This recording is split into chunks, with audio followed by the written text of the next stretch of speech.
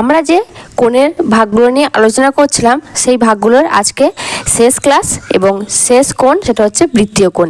আজকে আমরা বৃত্তীয় কোণ সম্পর্কে আলোচনা করব। বৃত্তীয় কোণের সংজ্ঞা, চিত্র এবং বৈশিষ্ট্যগুলো আমরা জানবো। তাহলে চলো শুরু করা যাক আজকের ক্লাস। প্রথমে আমরা বৃত্তীয় কোণের সংজ্ঞাটা একটু জেনে নিই। এখানে দেখো আমি বৃত্তীয় কোণের সংজ্ঞাটা লিখে নিয়েছি। কি বলা হয়েছে? 360 ডিগ্রি কোণকে বলা হচ্ছে বৃত্তীয় কোণ। আমরা তো জানি বৃত্ত কাকে বলে। বৃত্তীয় কোণ বুঝতেই পারছো, একটা নিশ্চয়ই বৃত্তের মতনই দেখতে হবে বৃত্তীয় কোণ। তাহলে তার মাপটা হয় কত ডিগ্রি? 360 ডিগ্রি। এবার বৃত্তীয় কোণের ছবিটা আমরা দেখে নিই, তাহলে আমাদের বুঝতে একটু সুবিধা হবে বৃত্তীয় কোণ কীরকম দেখতে হয়। প্রথমেই আমরা একটা সরলরেখা অঙ্কন করে নিই।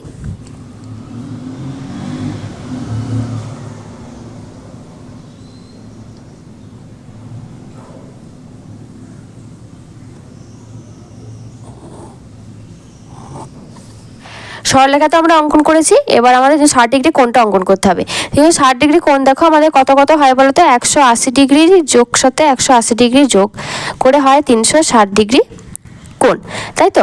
এবার আমরা কিন্তু 180 ডিগ্রি কোণ অঙ্কন করতে জানি। প্রথমে চাঁদার সাহায্যে দেখো আমরা প্রথমে দেখে নিই যে 180 ডিগ্রি কোণটা কীরকম হবে। যদি আমরা ঠিক এইভাবে চাঁদাটা এই প্রান্ত বিন্দুতে এইভাবে বসাই, আর দেখো এই দিকে হচ্ছে 180 ডিগ্রি কোণ।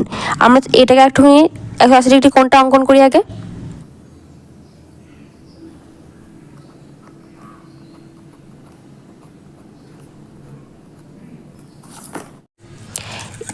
দেখো মাপটা দেখে নাও এবার। আমি এখানে প্রান্তবিন্দুতে বসাই, দেখো এটা হচ্ছে যে 180 ডিগ্রি কোণ। এই দিকে যেমন দেখো এইদিকেও 180 আছে, এইদিকেও 180 আছে। তোমরা নিশ্চয়ই জানো, তোমাদেরকে আমি আগেই দেখি চাঁদার সাহায্যে কীভাবে কোণ মাপতে হয়, তোমরা নিশ্চয়ই জানো। তাহলে কি হচ্ছে দেখো, আমাদের এই দিক থেকেও হচ্ছে আবার এই দিক থেকেও হচ্ছে। পুরো কোণটা হচ্ছে যে আমাদের কত? 180 ডিগ্রি। মানে এই দিক থেকে যদি নেওয়া হয় তাহলে নিচের দিকটা ধরা হচ্ছে 180 ডিগ্রি, আর এই যে এই দিকে আবার 180 রয়েছে, মানে উল্টো দিকে মাপলে সেটাও হবে 180 ডিগ্রি। মানে সাঁতার যদি আমি এইভাবে বসাই তখন আমাদের কোন দিকে ধরতে হবে? এই যে ওপরের দিকটা ধরতে হবে। তখন দেখো এটাও 180 ডিগ্রি, মানে দুদিকেই আমাদের 180 ডিগ্রি করে কোণ হচ্ছে। তাহলে 180 ডিগ্রি 180 ডিগ্রি মানে এই যে মাঝখানের এই পুরো কোণটা।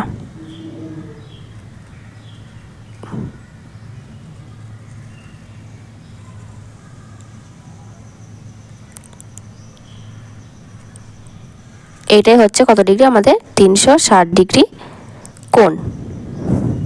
আবার দেখো যদি 90 ডিগ্রি করা হয়, দেখো 4টে 90 ডিগ্রি যোগ করলেও কিন্তু হচ্ছে যে আমাদের 360 ডিগ্রি কোণ। এখানে যদি আমার একটা 90 ডিগ্রি কোণে খেলে এইদিকে দেখো এখানে যদি একটা দাগ দেওয়া হয় তাহলে হচ্ছে দেখো এইদিকেও 90 ডিগ্রি কোণ হবে, এইদিকেও 90 ডিগ্রি কোণ।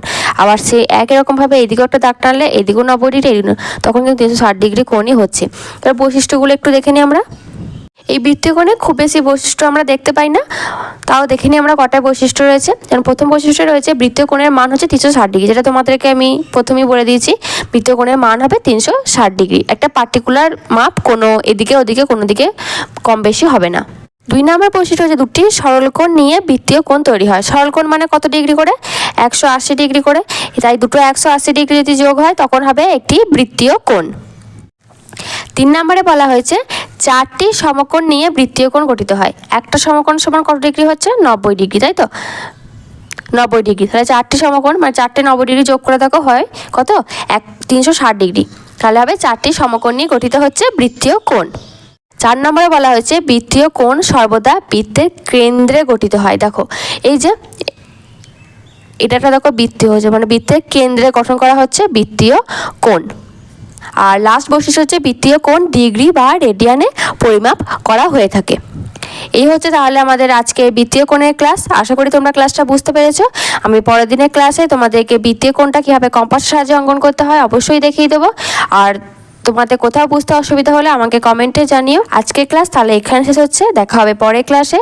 তাই পরবর্তী ক্লাস নোটিফিকেশনগুলো পেতে আমার চ্যানেলটিকে সাবস্ক্রাইব করো। আর আজকের ক্লাসটি যদি তোমাদের ভালো লাগে ক্লাসটিকে অবশ্যই একটি লাইক করে পাশে থেকো।